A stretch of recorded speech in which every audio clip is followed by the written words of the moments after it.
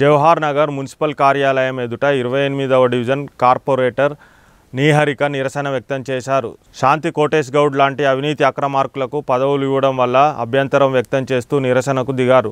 గత ఎన్నికల్లో కాంగ్రెస్కు వ్యతిరేకంగా పనిచేసిన వారికి మేయర్ పదవి కట్టబెట్టడం దారుణమని అన్నారు.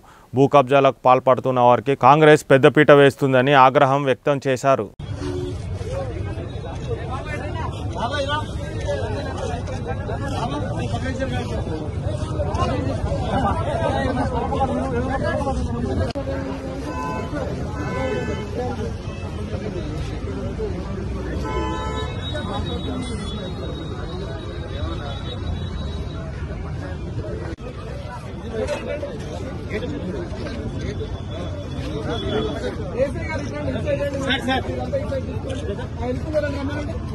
రావడా